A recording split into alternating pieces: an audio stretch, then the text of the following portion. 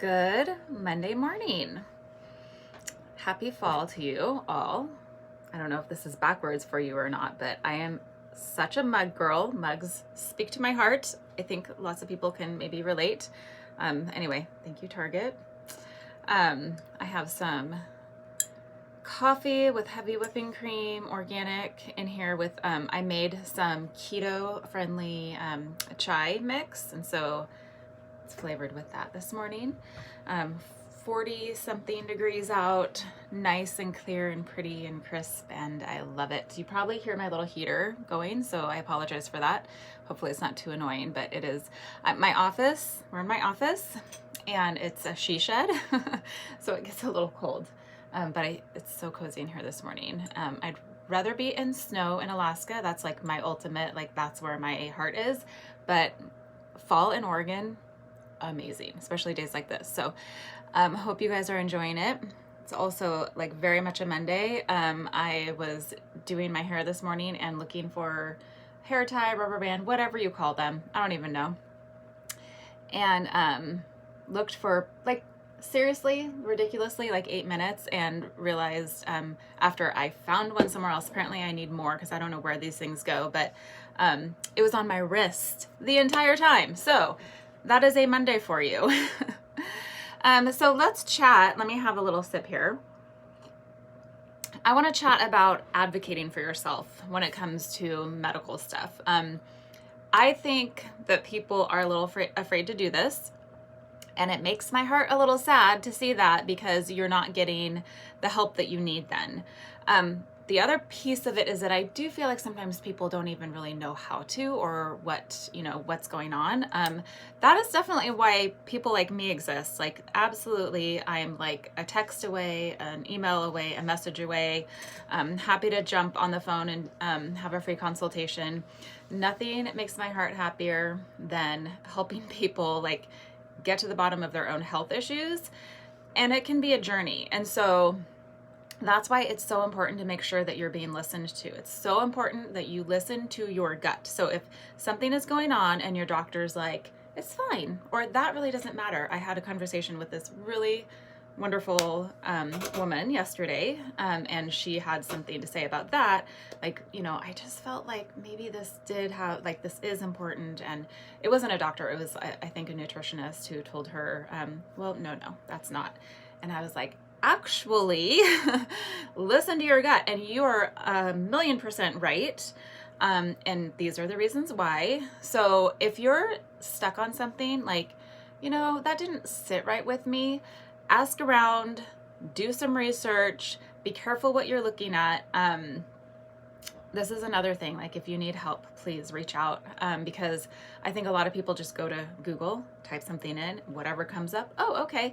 Well, a lot of information is controlled on Google, and so you might not be seeing the correct information, the scientific information. I actually switched my browser from Google to DuckDuckGo.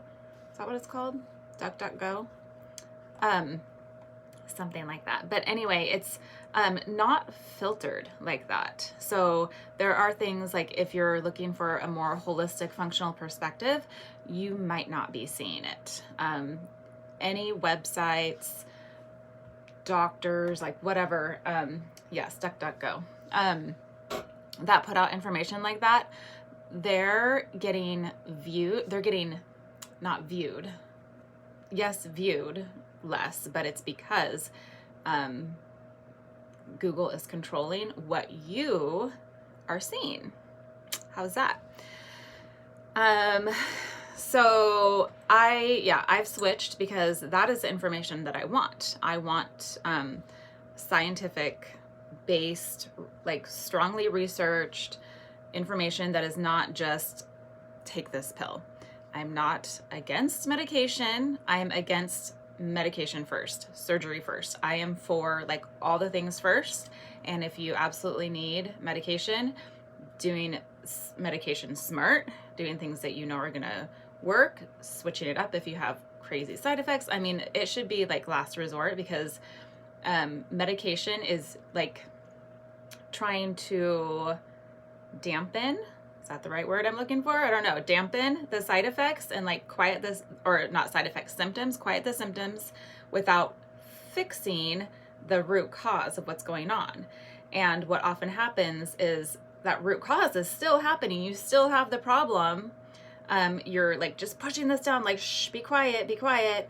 And this problem might get worse. Plus you have like this medication which is like not designed for your body. And then we're having all these other symptoms and side effects because of this. So you have problem getting worse that you might not know about, because like this thing is like shutting it up, and then new ones popping up, and then they might prescribe you with more medication to quiet those ones down. I see that a lot. So I wish that you could talk to me, because I go down rabbit holes. I love rabbit holes. I could go on and on and on. So I'm going to try and like control it. But if you go to the doctor or a nutritionist or whoever, like even like a psychiatrist or something, and you are telling them, these are my symptoms, this is what I'm dealing with, help me, and they're like, oh, you're fine. Nope, you're fine. That's normal. Or this is something that's very, very important. They draw your labs, they have your labs run, and they look at those and they say, you're fine, you're normal. Your symptoms should always trump your labs. Labs are very important. It is important to test and not guess in the functional holistic world. Like that's, a thing, like test, don't guess. But with this caveat that you still listen to your symptoms, because labs can be very, what's the word I'm looking, convoluted. So for example, don't let this like make your head go crazy and like, it's Monday. This might be a lot of information, but you can test your blood for certain micronutrients. Like micronutrients are your vitamins and minerals and all the things that we really, really need and we aren't getting enough of, but that's another Dr. Phil show. And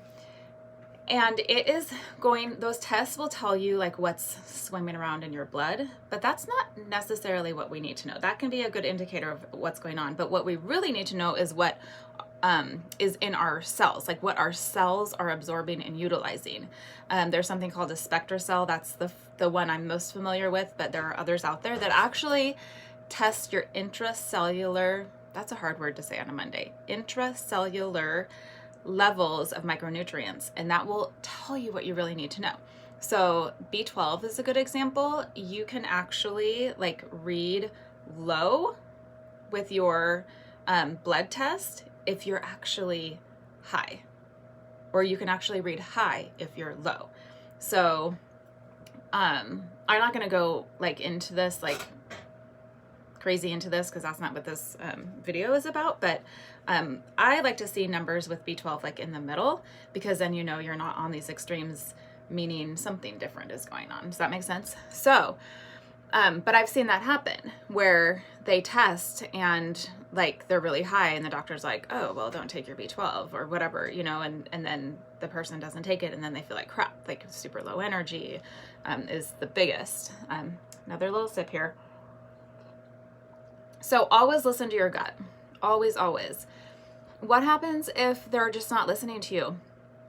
Dude, go to somebody else. Like, people are so afraid to like hurt somebody's feelings or be disrespectful. I mean, our doctors are not God. I'm sorry. You are paying them, whether it's your insurance or out of your own pocket or a combination or whatever, you are paying them. And it is your body, your health, your life. So I don't know why people are so afraid to ask for what they want and leave if they need to. There are a lot of good doctors out there that are like starting to emerge more and more. People are starting to realize more like, root cause is where it's at. You just have to find them. You have to ask around and find them. So, and guess what? It's just like anything else. We vote with our dollar. We vote with our insurance, whatever. If you are seeking these doctors out, more doctors are going to want to be like that and actually help people because they're going to see that that's where the people are going. Does that makes sense? So I'm going to talk really quick about the thyroid thing because that's a huge one. And I know, like, if you've heard any of my stuff or read it, I talk about it a lot because it bothers the crap out of me. So people will go like, you know, feeling thyroid stuff, just like anything else, there's like a huge list of symptoms. Let's talk hypo. There's definitely hyper. My son is hyperthyroid. It's a thing, but most often people are dealing with hypo. That's what you see most in our culture, and especially with our lifestyles, but that's, again, another video. But you might be lethargic, or just like you don't have as much energy as you used to. Your brain, you just have brain fog. You can't remember things as well. You might notice your hair and nails aren't as like healthy. Constipation, depression. Those are two that I think people just kind of like associate with other things, but those can absolutely be your thyroid. And like, listen up, people, men have thyroid stuff too. And I see this a lot, like hypothyroid and depression. And they're like, you know, like put me on medication or whatever. Check your thyroid, because it can definitely be a situation where you switch some things up, your thyroid improves, and your mood, disposition, your mental health improves. So anyway, so thyroid is a huge one. You'll go and you're having all these symptoms. Those were just some. Sometimes people get, you know, cold easily. There are so many. But when you look at a list of symptoms, don't ever think, well, I have like half of them, but not all of them. That doesn't matter. Like, there's a spectrum, and, you know, there can be 5 of us and we have different symptoms, but we're like, you know, our numbers are all different. Our thyroid is acting weird in different ways. So listen to your gut, look at the symptoms, and just go a little deeper with it. Because thyroid is a huge thing, you guys, and it controls everything. It controls the metabolism, which is the entire body. It impacts the entire body. So I will see people go in, the doctor will run TSH only.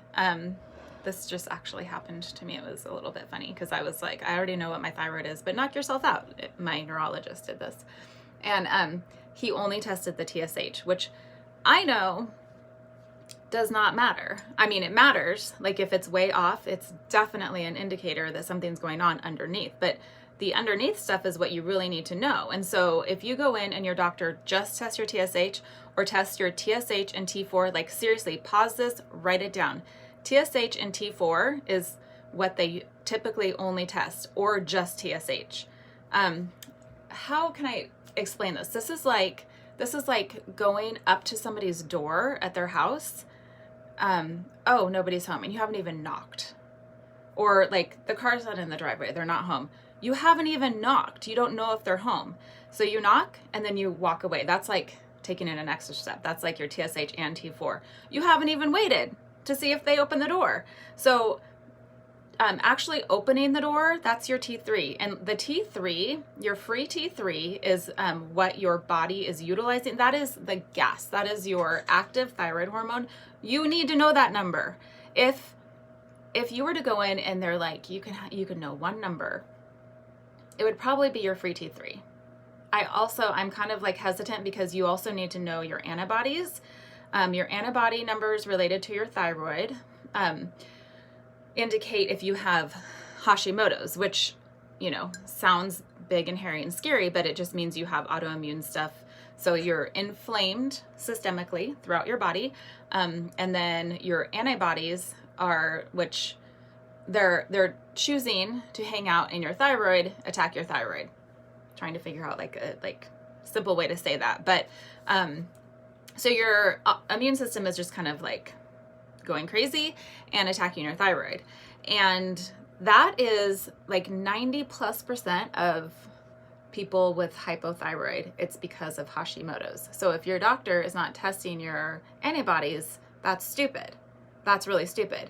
And they will tell you, I hear this all the time, well, it doesn't even matter because there's nothing we can do about it. And that is, I'm trying not to cuss right now. That's not true. in any way, shape, or form. The first thing I would have you do if you were had Hashimoto's is remove gluten. And the second, anyway, that's another video also, but gluten, stress, focusing on your adrenals, getting the crap out of your diet, exercising, but not too much.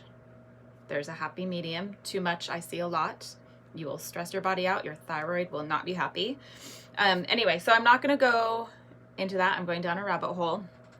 But that's a really, really, really, really good example of people going in and their doctor tests one number or maybe two, and they're not looking at the numbers that really, really matter. So you can have normal numbers or what they consider normal, and they'll just send you on your way. You're just getting old. I've heard people who are very young, who are told, you're just getting older. This is just, you know, or they're having a hard time losing weight. Well, you just need to eat less and exercise more, which makes me want to punch somebody, because that's a surefire way to tank your thyroid, especially when I see people who are already exercising a crap ton and you know, eating low calories, and then they're like, okay, so I'm going to tank my calories even more and exercise more, and then sometimes it works for like 5 minutes and they lose like a few pounds and they're like, okay.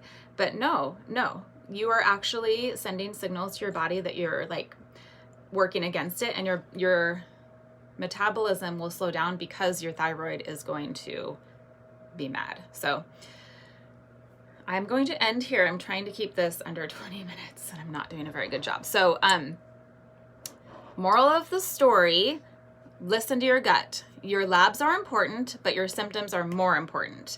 If somebody's not listening to you, seek out people who will.